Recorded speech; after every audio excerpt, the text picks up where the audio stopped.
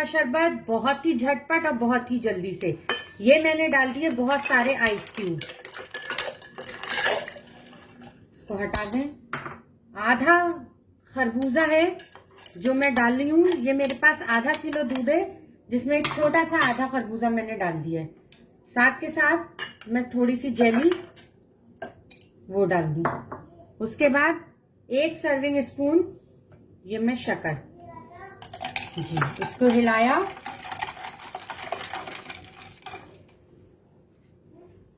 और ये ग्रीन शरबत, ये देखें,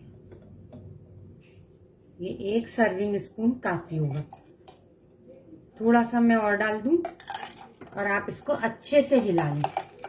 आपने मोहब्बत का शरबत तो पिया होगा, आज आप अमन का शरबत पिए। और जनाब ये शरबत तैयार है। साथ ही मैं इसको एक ग्लास में सर्व करती हूँ।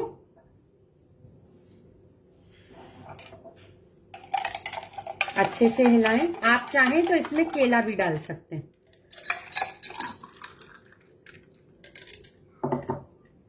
और खुदा मेरे पाकिस्तान को नजरे बद से बचाए, इसलिए बहुत थोड़ा सा तुफ्मा लूंगा।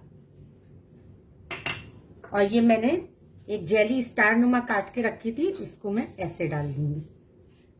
जी, कैसा लगा आपको मेरा अमन का शरबत? मोहब्बत का शरबत आपने बहुत पिया, आज आप पाकिस्तान का सिर्फ अमन का शरबत पिए।